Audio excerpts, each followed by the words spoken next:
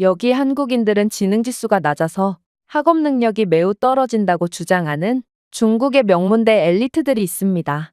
그리고 이들의 그럴듯한 말에 모두가 세뇌당해 갈 때쯤 한국과 중국에서 학위를 취득했다던 미국인 교수가 나서더니 충격적인 주장을 하기 시작했고, 결국 강의실은 경악의 도가니가 되어 모두가 논란 기색을 숨기지 못하고 마는데요. 그렇다면 그가 대체 어떤 주장을 했던 것일까요? 안녕하세요. 저는 미국 출신의 브렛이라고 합니다. 저는 현재 하버드 대학교의 교육대학원 교수로 재직 중인데요. 많은 사람들이 이러한 제 직업에 대해 듣고는 제가 엘리트 코스를 밟은 상류층일 거라고 생각하곤 하지만 학창 시절에 저는 오히려 찢어지게 가난한 집안 출신이었습니다. 제겐 학교를 다니는 것조차 사치였고 어렸을 때부터 노동을 하며 생활비를 벌어야 했죠. 하지만 저는 꿈을 포기하지 않았습니다. 제겐 저처럼 불우한 환경에 처해 있지만 의지가 있는 사람들을 돕고 싶다는 꿈이 있었고, 그 꿈을 위해 틈틈이 공부를 하며 꿈을 향해 한 발자국 나아갔거든요. 결국 저는 장학금 제도를 통해 미국 최고의 명문대학교인 하버드 대학교를 졸업할 수 있었고, 어쩌다 보니 제 자랑스러운 모교에서 교수까지 하게 되는 영광을 누릴 수 있었죠. 이렇듯 밑바닥에서부터 올라온 저였기에 저는 교육의 중요성에 대해 그 누구보다 깊은 공감을 하고 있습니다. 그래서 저는 교수 생활로 바쁜 와중에도 무료 교육 강연을 다니며 어렸을 적에 저와 비슷한 처지에 놓인 아이들을 위해 멘토가 되어주고 있죠. 사실 제게 이러한 헌신이라는 교육관을 심어준 건 다소 뜬금없게도 한국이었습니다. 저는 한국에서 추가적인 학위를 받기도 했는데 제가 지금껏 봐온 한국의 학생들은 몹시 똑똑하고 유능했기에 도대체 어떻게 이 나라만 특출날 수가 있는 건가 싶어 교육자로서 호기심에 한국에 가본 것이 인연이 되었거든요.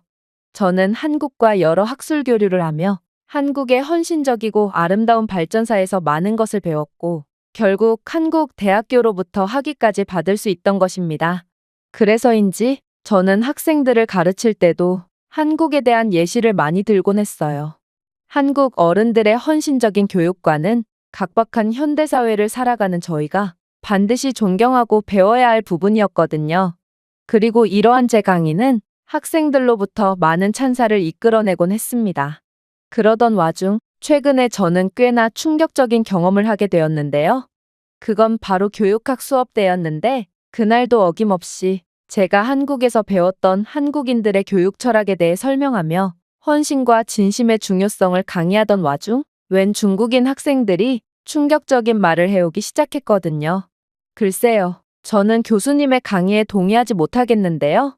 한국은 가난한 국가로 현재 심각한 경제 위기로 인해 학교 등의 교육기관들이 전부 폐쇄되었다고 해요. 교육은 한 국가의 기반이자 미래라고도 볼 수 있는데 위기의 순간 교육을 가장 먼저 포기하는 한국을 보고 어떻게 희생과 헌신을 배울 수가 있단 말인가요? 그나마 희소식이라면 한국은 사실상 중국의 경제에 종속되어 있는 국가로 중국은 그러한 한국을 가엾게 여기며 도와주고 있다는 것입니다. 현재 중국의 자원봉사자들은 한국에 임시학교를 세워 중국어와 수학 등의 과목을 가르쳐주고 있으며 이런 모습을 보면 중국인들이야말로 진정한 희생의 정신을 보여주고 있다고 볼 수 있죠. 중국의 경우 일본의 침략 때문에 모든 것을 빼앗긴 와중에도 교육을 게을리하지 않았고 이건 일본군이 쳐들어오자마자 모든 것을 포기하고 숨어버린 겁쟁이 한국인들과는 완전히 구분되는 특징이라고 할 수 있습니다. 그의 어처구니 없는 주장에 저는 어이가 없음을 넘어 황당함까지 느끼게 되었습니다. 그의 말은 시작부터 끝까지 전부 틀린 이야기뿐이었고 저는 마치 50년 동안 문명과 단절된 채 살던 원시인을 만난 것 같은 갑갑함마저 느꼈거든요. 또한 이런 말도 안 되는 사상을 가지고 있는 중국인이 교육자가 된다면 그의 밑에서 가르침을 받을 학생들은 얼마나 큰 피해를 볼지 감도 안 가서 큰 두려움을 느끼기도 했죠. 하지만 중국 학생의 전혀 근거 없는 발언에도 주위의 중국인 학생들은 박수와 환호를 보내며 그의 주장에 힘을 실어주는 거 아니겠어요? 심지어 중국 출신의 학생들 수는 거의 미국 학생들과 견줄 정도로 많았기에 저는 날조로 여론몰이를 하는 중국인들의 수작질에 소름이 돋아 사실을 정확하게 말해주기로 했습니다. 중국이 일본의 침략에도 불구하고 교육을 계속하며 저항했다니 이건 완벽한 역사 왜곡입니다. 그렇다면 중국은 어째서 교육을 계속 이어나갔다는 아무런 증거를 가지고 있지 않은 건가요?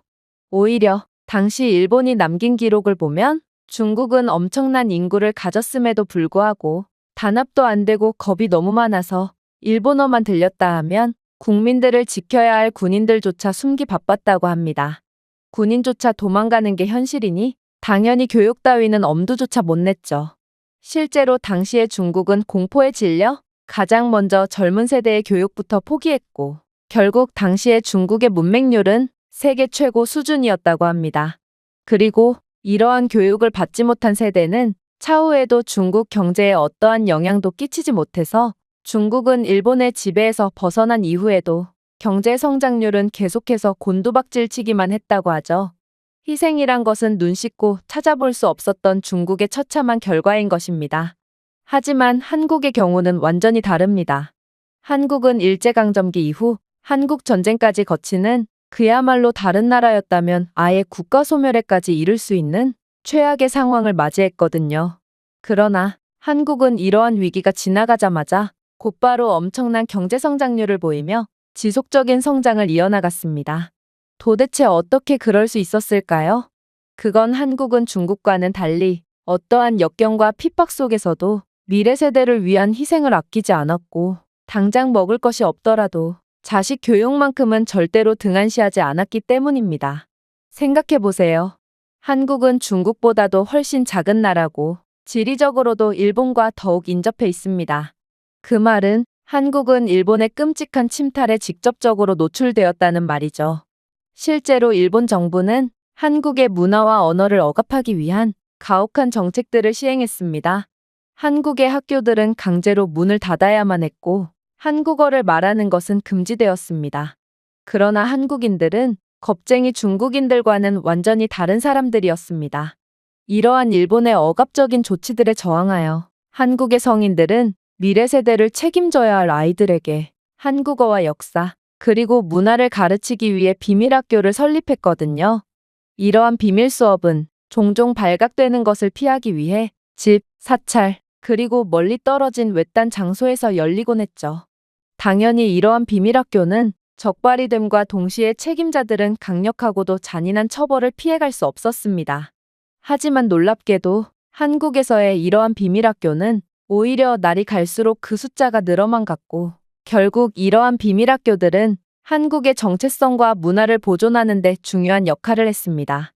목숨을 걸어야 하는 위험에도 불구하고 한국의 선생님들과 부모님들, 즉 어른들은 젊은 세대들이 그들의 유산에 대해 배우고 동화에 저항할 수 있도록 보장했던 것이죠. 물론 한국인들은 이러한 비밀 학교들을 위해 아낌없는 지원을 아끼지 않았습니다. 돈과 음식, 그리고 안전한 장소와 같이 한국인들은 당장 힘들매도 미래를 위해 기꺼이 지갑을 열었고 심지어 해외에서 노동을 하는 한국인들마저 본국으로 외화를 송금하며 미래 세대를 위한 지원을 아끼지 않았죠. 분명 한국과 중국은 똑같이 일제의 침략을 겪었음에도 이에 대한 양국의 대응은 완전히 달랐고 그에 대한 결과도 달랐다는 것입니다. 중국을 좀 보세요. 실제로 당시 일본이 해외로 강제로 파견 보낸 탓에 중국을 떠나 있는 중국인들의 수도 상당히 많았습니다. 그러나 이러한 해외 거주 중국인들이 중국의 독립이나 교육을 위해 자금을 보태줬다는 증거는 어디에도 없고 애초에 중국이 스스로 일본에 대한 독립운동을 벌였다는 증거 또한 전무합니다. 그야말로 중국은 도망가고 숨기에만 바빴고 미래 세대를 위한 희생과 헌신은커녕 자신들만 살아남기 바빴다는 것이죠.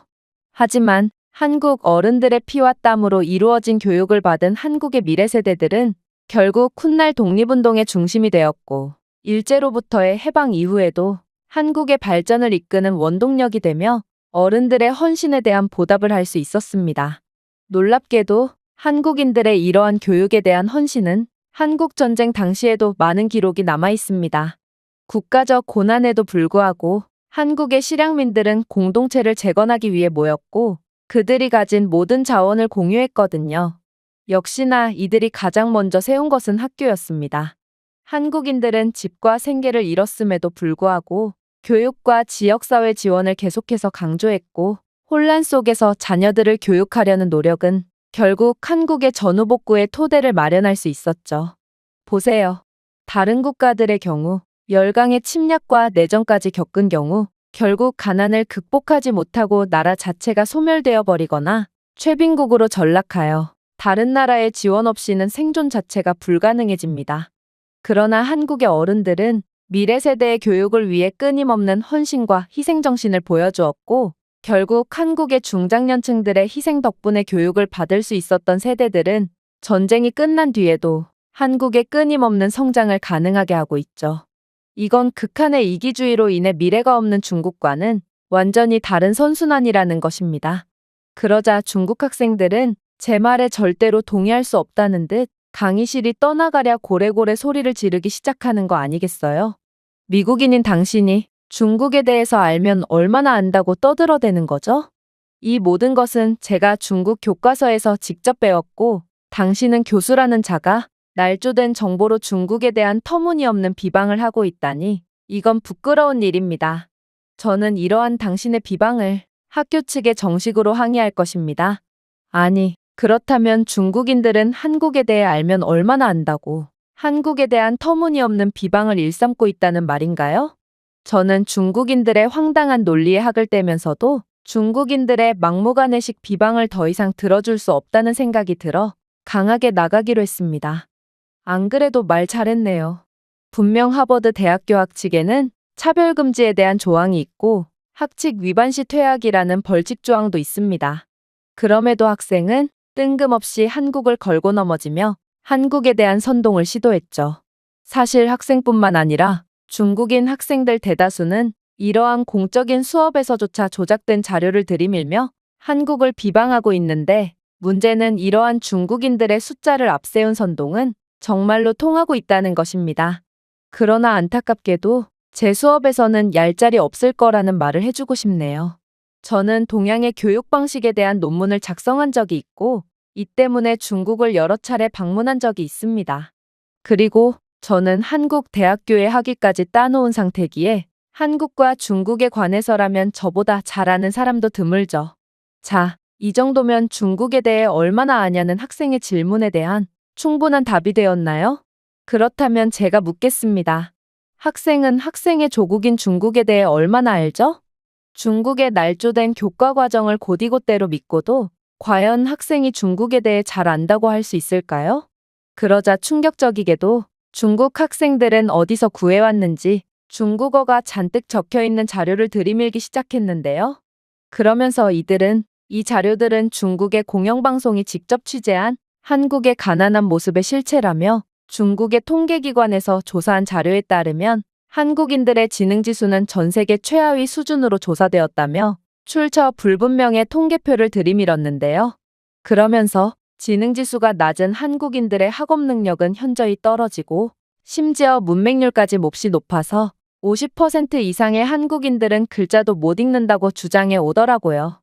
그래서 한국에서는 편지나 계약서 등의 글자를 따로 읽어주는 전문적인 직업까지 존재한다고 했고, 중국인들은 한글 또한 중국인이 만든 글자라며 멍청한 한국인들은 자신의 힘으로 해낸 것이 단 하나도 없다며 비방을 이어나갔죠. 이건 정말 어이가 없는 상황이었습니다. 그들은 마치 꿈속에서 사는 듯 반박할 가치가 없는 터무니없는 이야기만 주절거릴 뿐이었거든요. 그래서 저는 이러고 싶지 않았지만 제가 중국으로 학술 교류를 갔을 때의 경험을 이야기해 주기로 했습니다. 때로는 사실이야말로 그 무엇보다 강력한 일침이 되기 마련이니까요. 글쎄요, 학생은 지금 중국에서 일어나고 있는 처참한 상황을 마치 한국에서 일어나고 있는 일이냥 거짓말을 하고 있는 것 같군요. 애초에 중국에는 학생들을 가르칠 만한 고학력자들이 없어서 출소자들에게까지 교사 지원을 받고 있는데요. 또한 중국의 교육은 정부에 의해 강력한 통제를 받고 있기에 중국 학생들은 제대로 된 교육도 받지 못하고 세뇌 교육 때문에 비판적 사고력 자체를 발달시키지 못해서 학습 능력이 매우 낮다는 통계까지 존재합니다. 열악한 교실은 말할 것도 없죠. 가난한 중국 학교의 수업은 수도관이나 전기 설비가 제대로 되지 않은 컨테이너 박스에서 진행되는 경우가 많기 때문에 학생들은 꼭 준비물로 양초와 생수를 들고 다녀야 하거든요. 양초가 없으면 어두워서 수업을 듣지 못하는 중국 학교의 현실이야말로 이 나라가 얼마나 가난하고 미래 세대를 위해 투자하려고 하지 않는지를 여실히 보여준다고 할 수 있죠. 그렇다면 한국의 학교는 어떨까요?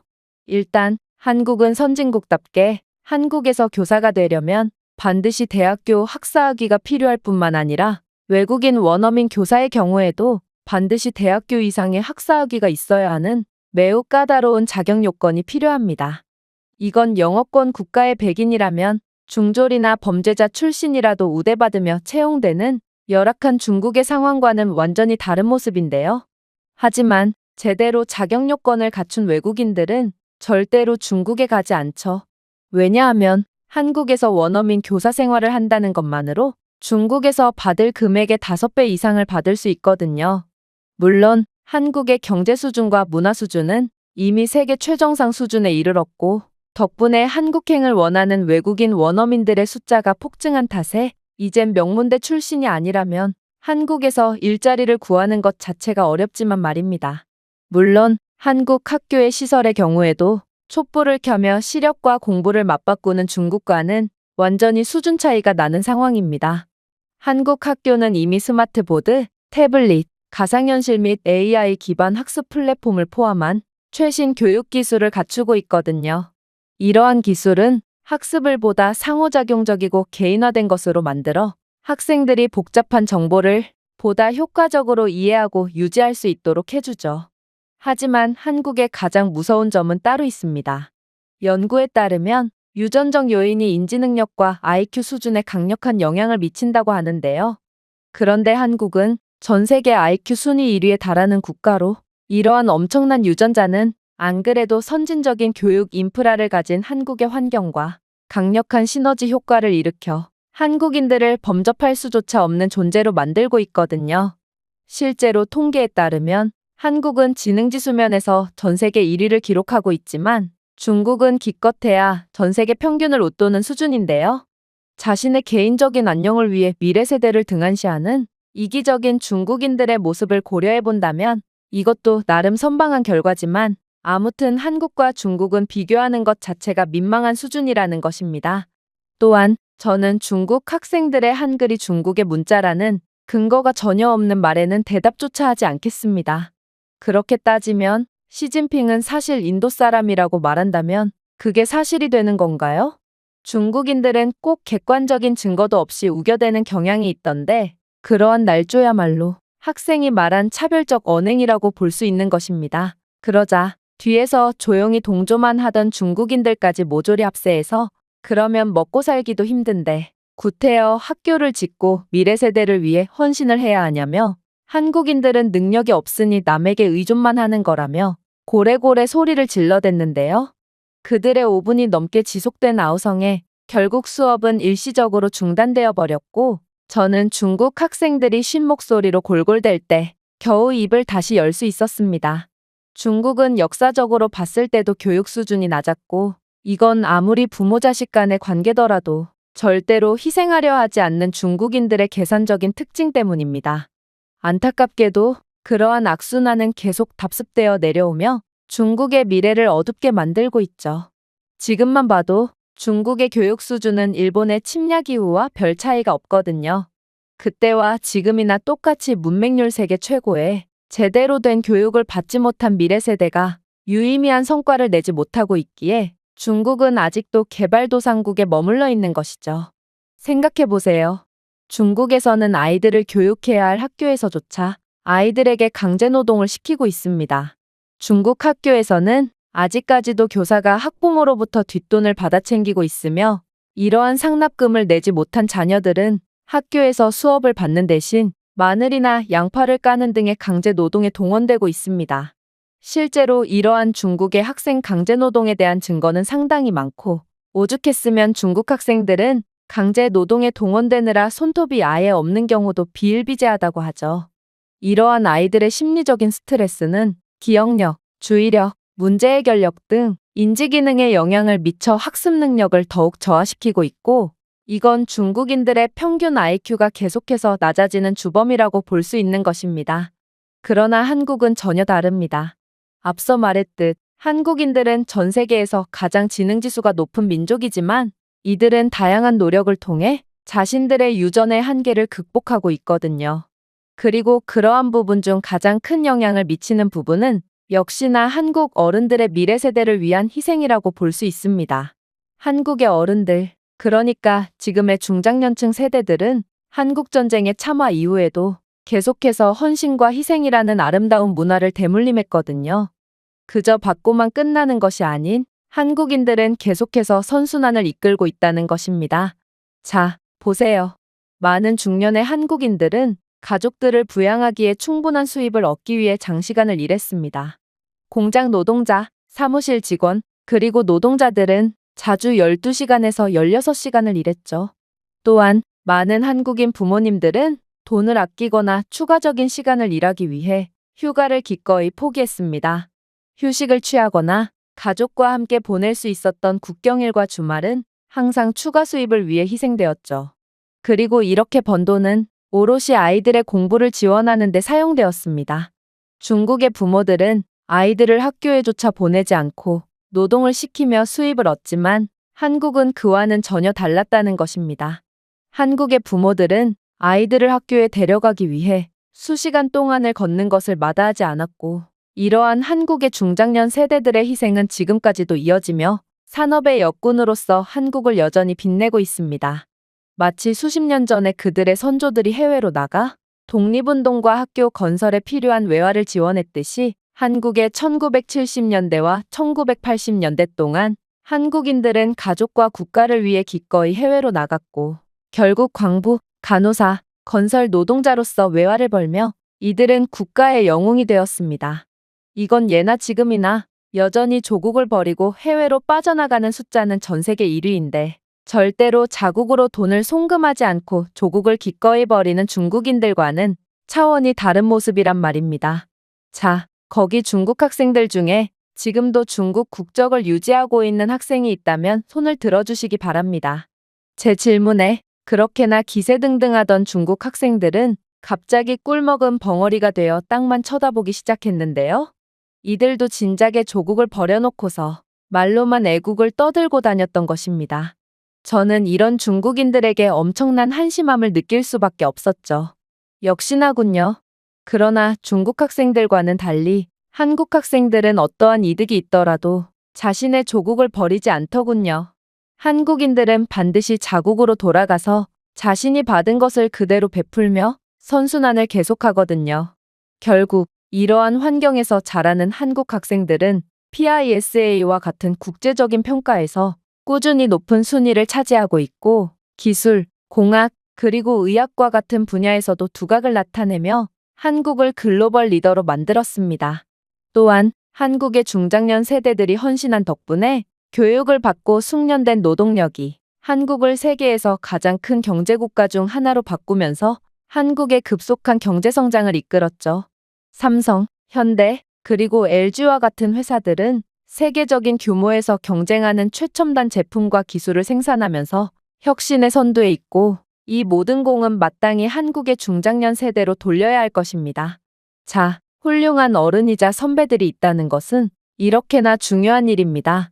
한국이 중국처럼 오늘만 살겠다며 미래를 위한 투자를 하지 않았다면 한국은 지금도 다른 나라의 지원을 받는 가난한 국가 중 하나로 남았을 테니까요. 물론 한국의 중장년 세대들은 미래를 위해 한 몸을 바치느라 교육 수준이 낮을 수도 있습니다. 그러나 이들의 배움에 대한 열망만큼은 세계 최고라고 볼 수 있죠. 실제로 한국은 노인과 젊은 세대 간의 디지털 격차가 세계 최저 수준이며 성인 영어 학습자 비율은 세계 최고 수준인데요. 이러한 점만 봐도 한국의 노인들은 나이에 구애받지 않고 두려움 없이 뭔가를 배우려는 자세를 취하고 있다는 것을 알 수 있습니다. 이들은 마땅히 존경을 받아야 하는 사람들이고 저 또한 이러한 한국인들의 태도에서 많은 것들을 배울 수 있었죠. 자, 이제 여러분들이 교육자로서 지향해야 할 목표가 좀 그려지시나요? 여러분들이 한국인들처럼 진정한 교육자가 된다면 여러분들의 헌신은 오늘날뿐만 아니라 미래까지 기억될 것이며 결국에는 세상을 바꿀 수도 있을 것입니다. 제 연설에 학생들은 일동 눈시울이 붉어지기 시작했어요. 그리고 이들은 땅만 쳐다보며 아무 말도 못하는 중국 학생들에게 어떻게 이런 한국을 비하하며 선동을 이어나갈 수가 있냐며 거센 항의를 하기 시작했는데요. 아무래도 몇몇 학생들은 중국계 학생들의 한국에 대한 비하를 녹화까지 했던 걸로 보아 하버드 대학교 학칙의 차별금지 조항을 어긴 중국계 학생들이 이곳 대학교에서 학업을 이어나갈 수 있을지는 모르겠네요. 아무튼 저는 제게 큰 깨달음을 준 한국의 명예를 드높였다는 것에 대해 만족감을 느끼고 있답니다. 제가 준비해온 내용은 여기까지입니다. 끝까지 시청해주셔서 진심으로 감사드리며 여러분들의 구독과 좋아요, 알림 설정은 영상 제작에 큰 힘이 됩니다. 이상 세모튜브였습니다.